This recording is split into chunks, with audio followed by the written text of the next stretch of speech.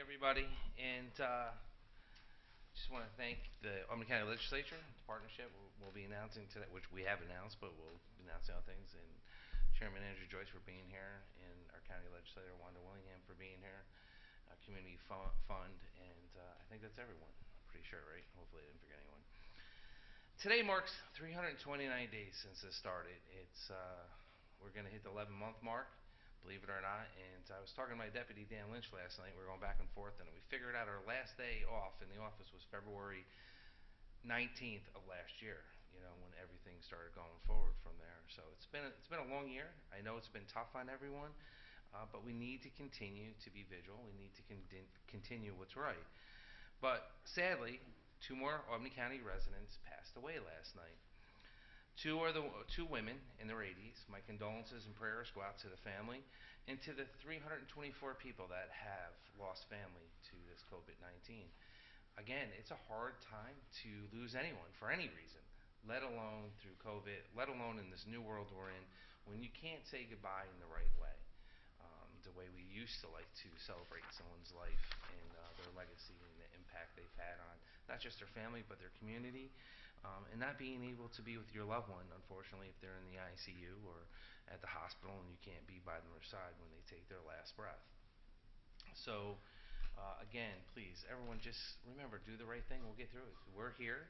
It's a marathon, not a sprint. We're almost out of this. We just need to get vaccine in arms to get moving forward. So as of today, there's 18,716 cases of COVID-19 to date in our county. We have an increase of 155 positive cases since yesterday. Our 5-day average now is 112.8. Yesterday it was 119. We have looked, I actually was talking to General Murphy earlier. Actually, General, here's a question I'm going to have for you because I've got sidetracked with a bunch of other stuff. Was how many state sites were shut down and why are testing? Dr. Whalen and I said it both. We were going to hit the peak and come down, but we're dropping real low. Was it because testing wasn't available? And actually, less people who have been getting tested, and we'll show that slide at another time. But if you go on to the state website or ours, it shows the graph of how many, I think it was like 4,000 a day compared to dropping down to like 2,000. So don't hold me to the number. So everyone out there, you can check for yourself. I'm just going off of memory here. But it's in that neighborhood, so we need to continue to monitor that and address it as we move forward. There are currently 2,511 people under mandatory quarantine. 2,400 of them have had COVID-19. We now have 49 close contact to positive cases. So 49 people out of the 155 are close contact. 13 are healthcare workers. 2 reported traveling out of state. 91 don't have a clear source of infection. As of today, 56,341 people have now completed quarantine. Of those, 17,496 tested positive for the virus and have recovered. That's an increase of 174 recoveries. So, yes, people on Facebook, pay attention. We put out the numbers of people that had it and that recovered, and we also put out the people that were infected and, continued on with everything. So, but unfortunately, it's our hospitalizations that still continue to haunt us here in the Capital District, especially here in Albany County. There's 12 new hospitalizations overnight. Currently, there's 126 people hospitalized with the virus at this time, which is better than the all-time high we had of 189, I believe, at that point in time, somewhere in that neighborhood.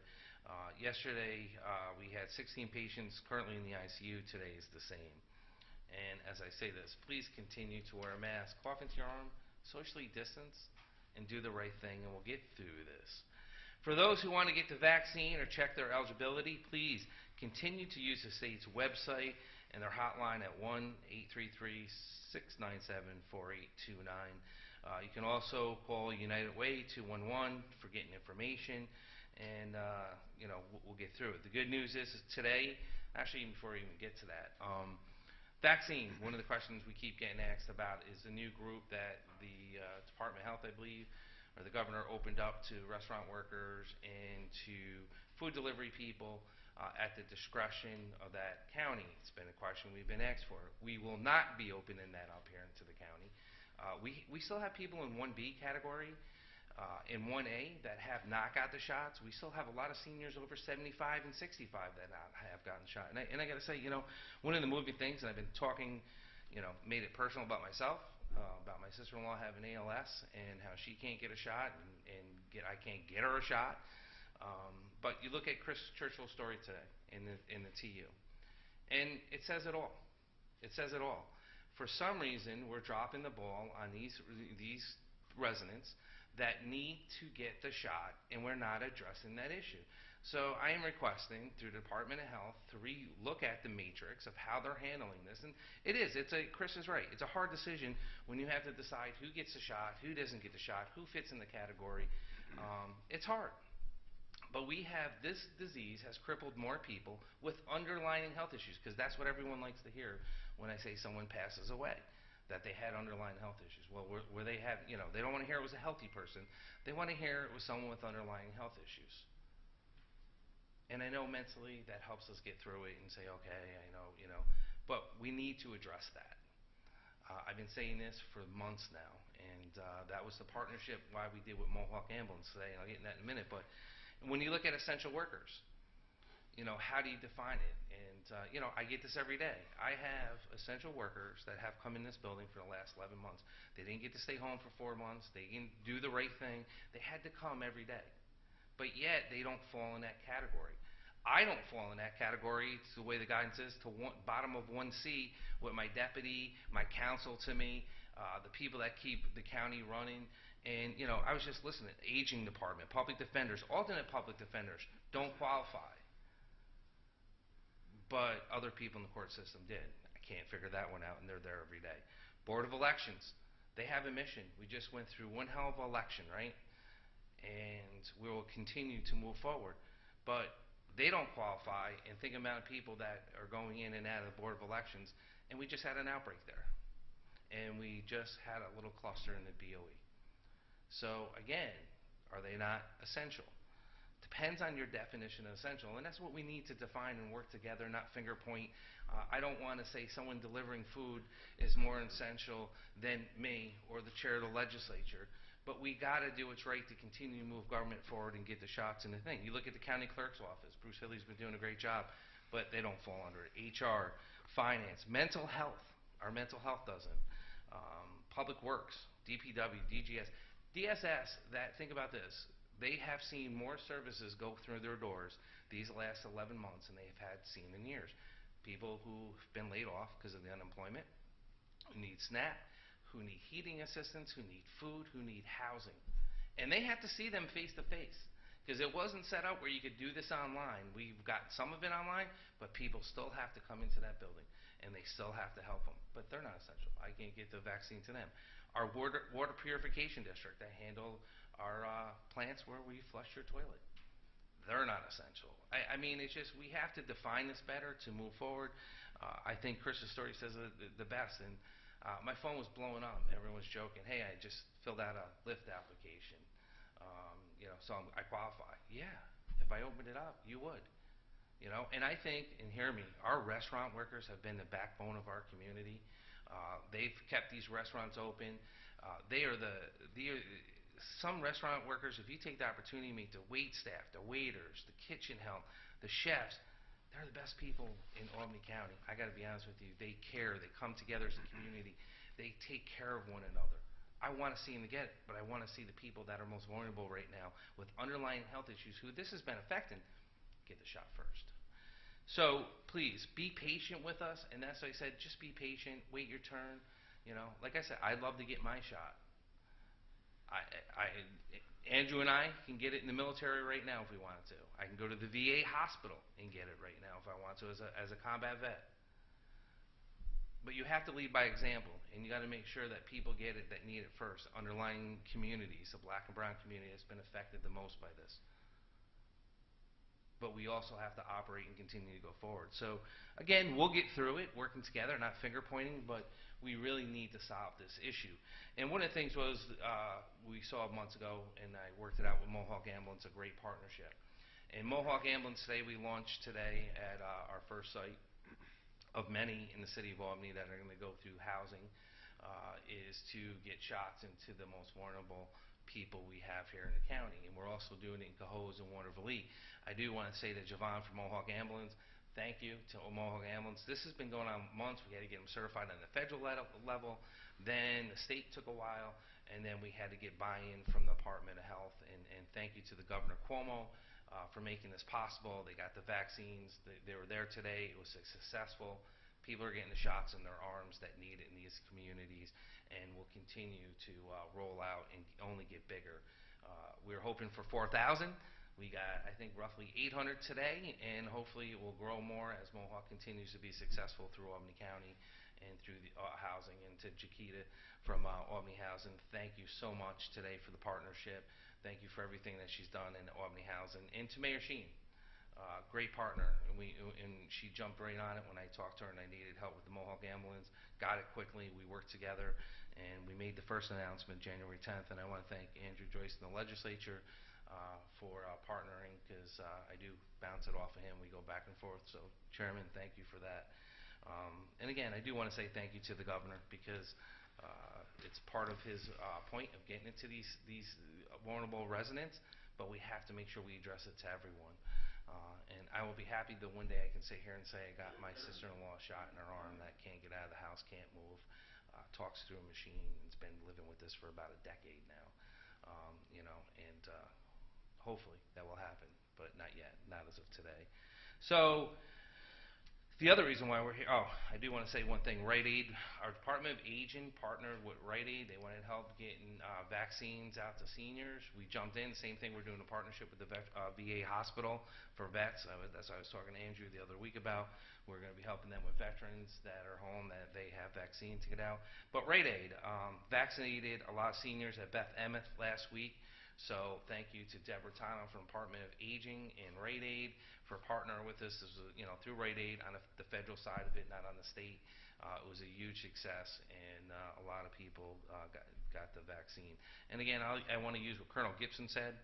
You know what? Everyone wants a shot, but every time we get a shot in someone's arm, it's closer to us getting opened. So you got to look at it that way. And I looked at Chris and I go, that was well said. You're absolutely right. I know everyone who wants a shot, but just think of it this way. The more shots that people are getting in their arms, the quicker we get close to getting rid of these and stopping the spread of this infection. So, again, one of the things we saw in Albany County, we did have a strong sales tax numbers in December with an increase of 7.7 overall. December 2019 year overall, the local sales tax revenue dropped 6.8 from 2019. So we did see roughly about 19.8 million lost in revenue. So that means businesses are suffering, and that means a lot of businesses that don't understand it. And one of the things that we talked about, and we had the issues, was with the PPE loan. I brought this early on. I think it was either the Troy Record Gazette or it might have been a T. One of them, or the Altamont Enterprise. I don't know which one it was. Wrote a great story on all the people that got the PPE loans. And they were huge companies, and they were law firms, and it didn't affect the smaller businesses. And when they don't have the resources or the tools to put these applications together, go into a bank and have that relationship. I had Tom Nardashian talking about that, how they don't have that relationship. He can walk into a bank, he knows the person, and he gets the PPE loan. So I do want to say to the Albany County Legislature, Chairman Joyce's leadership, and to all the legislators, Wanda Willingham and everyone else that was involved with this, they came back through the budget process for $500,000 for small businesses that would go to small businesses and help them get through these difficult times. So we also, with the Albany County Alliance Local Development Corporation partners, the Clinton Community Loan Fund partnership, thank you so much. And to break it down a little bit, and I'll turn it over to Andrew in a second, grants are up to $500,000. I believe there was 268 applicants. 170 of them were deemed eligible, and from the pool, 132 grants are being forwarded. And more than half of those awards are going to minority-owned businesses, minority women-owned businesses, women-owned businesses, and veteran-owned businesses. So I'll let Chairman Andrew Joyce talk about it. Chairman. Thank you, County Executive. And again, as we do when we come here to talk about issues during your briefings, I want to thank you and your administration for all the work that you've done since February last year in the fight against COVID. And it's a bit of a gut check for us in Legislature, because we're constantly trying to figure out what we can do to rise to the occasion and help people in this county see their way through the pandemic. And we're going to go over a lot of numbers and figures and kind of the history of this grant program as we talk about it through the program today. But I want people to consider what the city of Albany would be like without a Jack's Oyster House. What would the city of Albany, what would our downtown be like without a McGeary's? What would Waterville be like without a Purple Pub? As the county executive had mentioned before, these institutions, these restaurants, these businesses, and the people that run them and the people that work there, they're part of the backbone of our community. They keep our community going. They're our friends. They're our neighbors. And these are the individuals that stepped up incredibly at the beginning of this pandemic and have been doing a lot of great work through. So I'm not saying that they were going to close down or they were in danger of closing down, but I just want us to put that into perspective, what our community would be like without these institutions. And that's a reality we were facing if we didn't step up and do something. So at the height of the pandemic, we convened in the Albany County Legislature our COVID-19 Economic Recovery Task Force. Consisted of our Deputy Chairwoman, Wanda Willingham, Albany County Legislator Matt Peter, and Albany County Legislator Jeff Purley. And we got to work immediately to figure out ways we can help people throughout the pandemic, what we can do in a business sense to come up with ideas and innovate and be creative and to get people through the pandemic. So one of the first ideas that we came up with was a small business grant program. And one thing I learned from the county executive through my first couple of years in the county legislature is how much of a fiscal conservative he is. He won't tell you that. But I learned a lot from the county executive in terms of the budget, crafting and the budget making. And this is a big idea, it was a bold idea, and he was on board with us right from the get-go.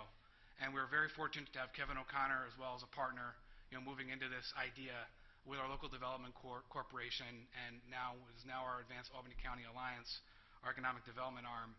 We're able to talk about these grants that we're going to be issuing tomorrow, 132 total. And as the county executive mentioned, they span all across Albany County, very diverse set of businesses that are going to need our help. And it was a great partnership, and this is local government at its best. It's the county legislature, the county executive, his administration, our economic development experts, and now the Community Loan Fund, Linda from the Community Loan Fund, who jumped right in with us from the get-go to help us do this in a defensible, fair, and equitable way when we committed these funds to this program. So I want to thank Wanda, Matt, and Jeff, and Eric Ford in our office, and Mike Morris in our office for everything they did behind the scenes to get us to this point. These grants will be announced tomorrow. Like we had mentioned before, spanning Albany County, over 130, a diverse set of businesses. It's an incredible effort, and there's more work to be done. Wanda's looking very comfortable over there, but what we're going to do is ask her to get back to work after these grants get issued, because we did commit some more economic development resources going into 2021. So we are mindful of those who may not have made it this round. We're working to continue to be innovative. We're working to continue to be creative and talk about ways we can help these businesses. So again, I want to thank the county executive for his partnership. I want to thank his administration and his team. I want to thank Linda from the Community Loan Fund, Kevin O'Connor from the Advanced Albany County Alliance, and Wanda, Matt, and Jeff, and Eric, and Mike for their incredible work. And also our majority leader, Dennis Feeney from Guilderland. He got on board with this idea right from the get-go and even came up with ideas for us to commit more funding to this. And one thing that I can say through this experience and through this crisis is that we're thinking big and we're thinking bold and we're thinking creatively. And this may not have been something we could have done without this crisis before us. I mean, it's kind of hard to step into this kind of idea. It's $500,000 and it's a big idea, but everyone got on board with it very quickly. Very proud, and this is local government at its best, and we're looking forward to providing relief where we can. And I think we're going to turn it over to Linda now to talk a bit more about specifics and next steps. Thank you. Thank you, Chairman and County Executive. This is the best for Albany County. $500,000 going out in grant funds to small businesses who really need the money. They really need help getting through this COVID pandemic and need that little bit of assistance just to help their businesses be successful. So the Community Loan Fund is thrilled to be partnering in this program. I wanted to speak a little bit about the process. We accepted applications. We had 268 applications come in. We first reviewed all applications for eligibility. Businesses had to be located within Albany County. They had to have 50 or fewer employees. They had to generate sales tax, and then they had to demonstrate that they had lost revenue during COVID of at least 25%. The businesses that met all of those requirements, there were 172 of them, were then evaluated based on need. we took a look at what other funding sources had these businesses received. There was EIDL, there were the CARES Act funding, there were other types of grant programs that were out there. Who received money and who did not? Not surprisingly to us, and it has been reported in the news, that minority and women-owned businesses received much less federal funding than non-minority male-owned businesses. So when we looked through need within Albany County, there was a very high need for our minority and minority women-owned businesses. So we were able to grant them more awards because the need was so high. What we're going to be doing going forward is we're going to be making an announcement tomorrow. There's going to be a list on the website of the award recipients. We're going to be emailing all of the award recipients and asking for their wiring instructions. We'll be wiring the funds to them. The other thing I'm very proud that we're able to do is provide technical assistance to the award recipients and actually to all the applicants.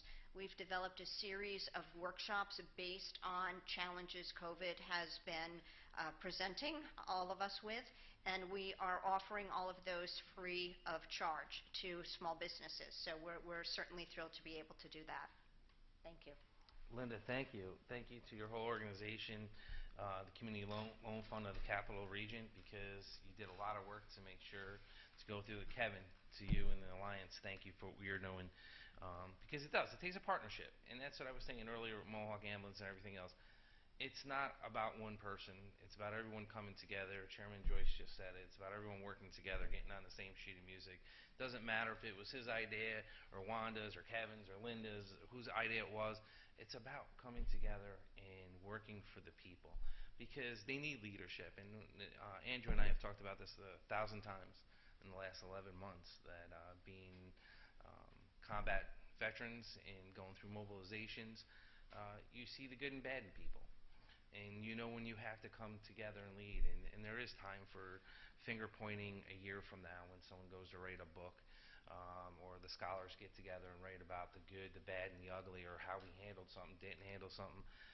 And I've said this before, and I'll say it again. I have to sleep at night. We have to put our heads on the pillows, and the decisions we make, hopefully every time, are the right ones. Probably that's why I don't sleep less than 4 hours a night. But you know, it's tough.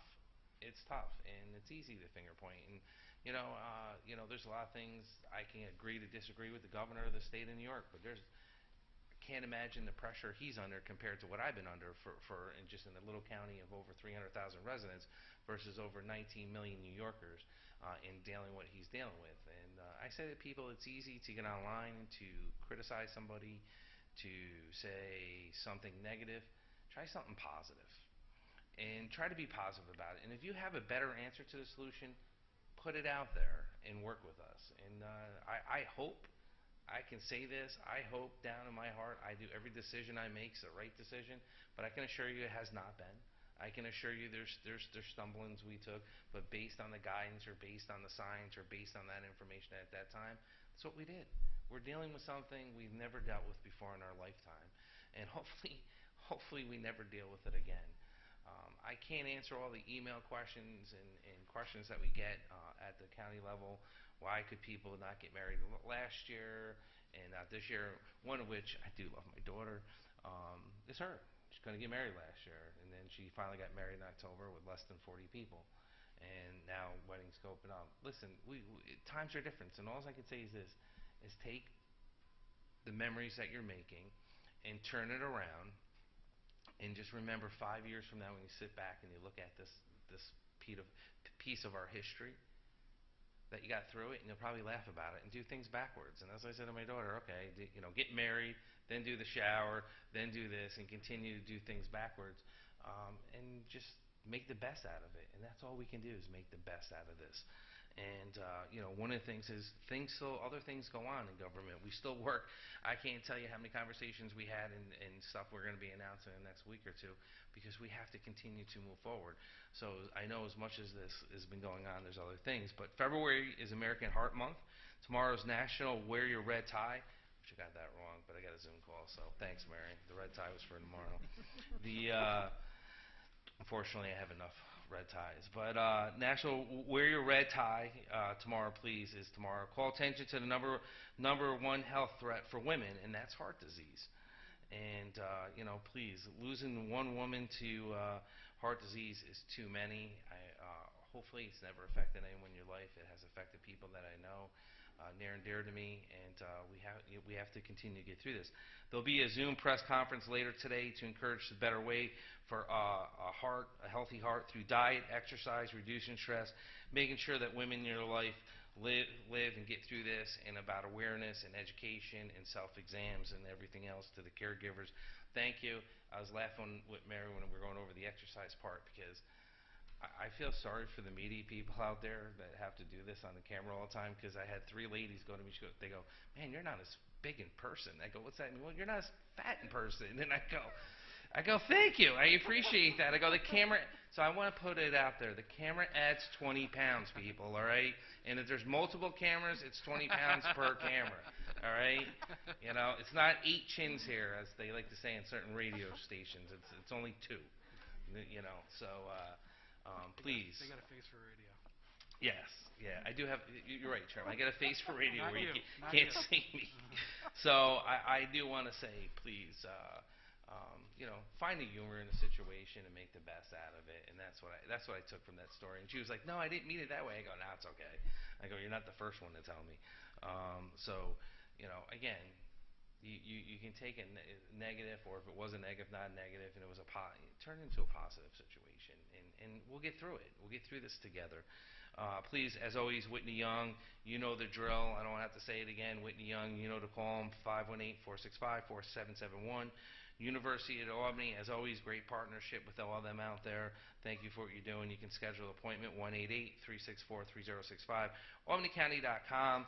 Our mental health, please call it. They're taking calls. If you have a child, they'll listen to your child. We'll get you the right person to deal with your children's situation. We need to work at it. And I don't know the particulars of the girl that got pepper sprayed, the 9-year-old. I just saw it and it broke my heart. And when I see something like that, that's, if the child or someone's having a mental health breakdown, let's be there for each other. And these are the numbers that you can call. Call this number. Let us help you. And again, I don't know the whole particulars, so I'm not trying to get into that, but I'm just saying it breaks my heart, because kids are having a hard time. And if that doesn't open up your eyes, I don't know what will.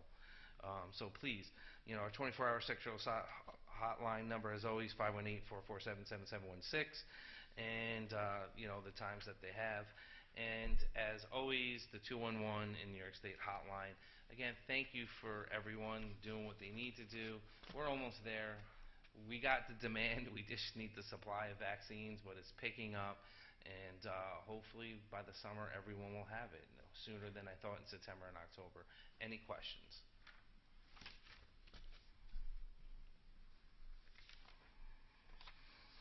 For the grants, I know that you'll be announcing them tomorrow, but did you find that there were any patterns or trends about where a majority of the applications were from, or even the ones that you will be granting, a lot from the city, a lot from the suburbs, what was the layout like? We received a diverse group of applications. We tracked them by zip code, and we have received numerous. Certainly in areas that are more densely populated and more small businesses, there were a higher number of applications from those areas. County executive, about the vaccines. I know you say you won't expand the eligibility right now, but if vaccine supply, increases in the near future before we say move to the 1C phase, would you expand it then?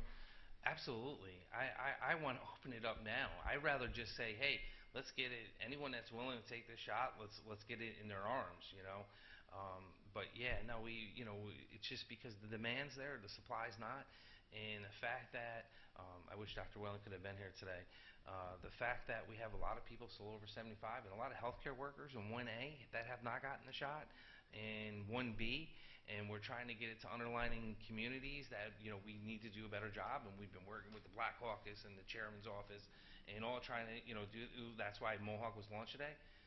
Let us take care of that first, and then open it up as more supply goes. So as the supply comes in and it opens up, we'll reevaluate it. That's the problem that we're having, is that there's just not enough right now at this point in time. Question from Anya Tucker. Are you aware of widespread identity theft where scammers are filing for unemployment benefits under stolen identities, and how this has impacted county employees working for the sheriff's office? It has affected a lot of people. We are investigating, and actually Kevin was one of them. He's pointing at himself. They got Kevin. There was a couple. I think there was a couple of legislators too that got the scam letter too, I believe, or no? I'm not 100% sure. Mary got it. Yes, she got the letter.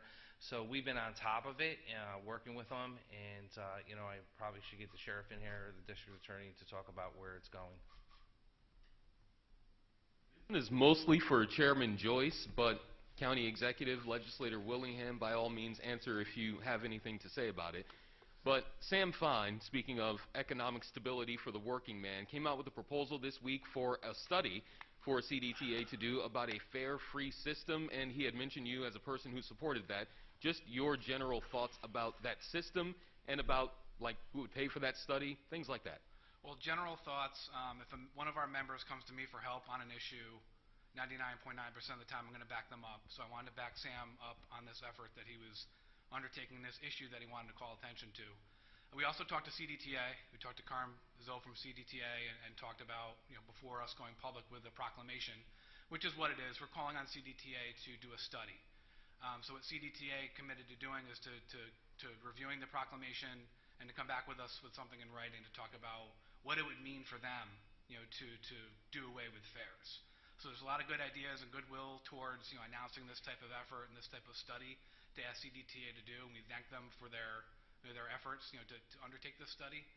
But they're going to also come back to us with, potential impact, what that means to them and their routes and all the innovations that they try to do if we did do away with fares. So it's an important issue, and we thank them for, calling it to attention. County Executive or Legislator Willingham, anything to add? You got to turn around, please. Thank you. I think it's obviously a very important concept and a good idea. And I know it has been done in other places across the nation.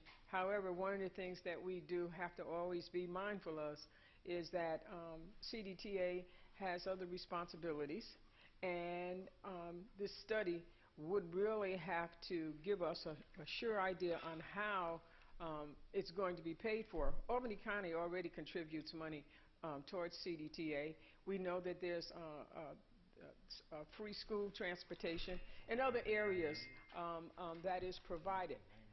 We do know too that right now with the during the COVID there was free bus transportation, but that was money that was designated by the federal government for this purpose. So the study, I will say possibly that it is needed, but we just have to be careful that we're not, getting out in front of ourselves and creating a larger expense and before we know where the money is coming from and how CDTA is going to be affected. Thank you. Any other questions? Last one for me. This one also for Joyce, Legislator Willingham, and actually Dr. G. Your reaction to Saturday night shooting on Central Avenue?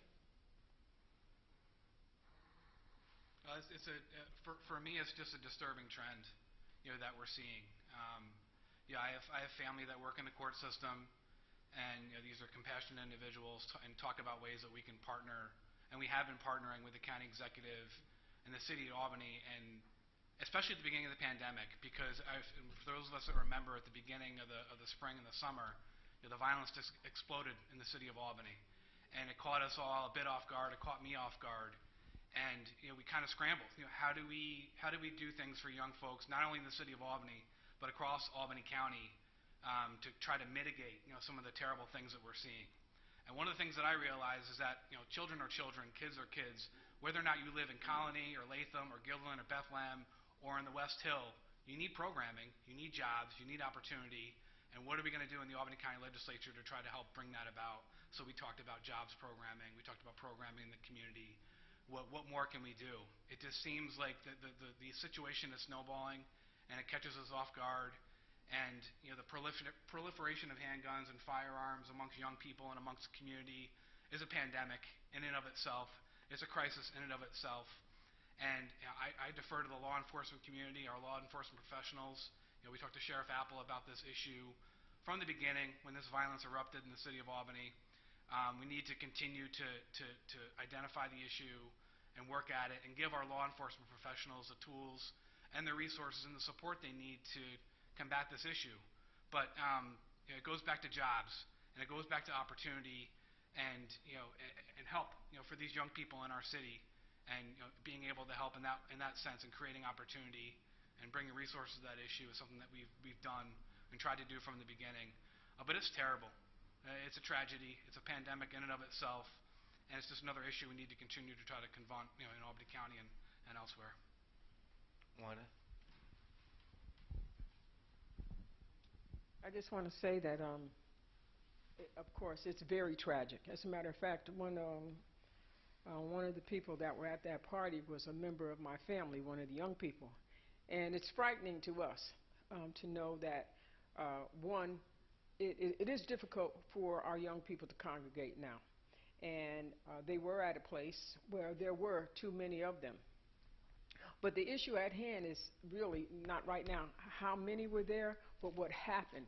That young lady who lost her life, her children now, their father also lost their life too, to gun violence. And so we have a family now that is devastated. And with all of the things that are happening, I can't, there's not much more I can add to what Chairman Joyce has said in regards to the issues surrounding what's going on in our communities. But obviously programming is needed. But for me, years ago, I put forward legislation, gun legislation, and that I felt that not enough is being done to target the sales and of guns in our community. I firmly believe that if you do not have a gun permit, I don't understand why you're able to purchase bullets. That's an issue for me too. And so I think we need to begin, we talk about it. I would like to see a task force set up to really talk about gun violence. And let's do something about it and put a lot of effort in behind it. I don't know what it's going to take to really make this go away. All I know is I know too many of the people and their families that have been involved in this violence. But I would suggest to the county executive and even to my chairman that we set up a task force to take a look at how and what we can do about the gun proliferation in our communities. Thank you. Thank you. Any other questions? Please be safe out there and do the right thing. Take the time, read this article, because it really says a lot about a population of people that we're overlooking. So thank you again.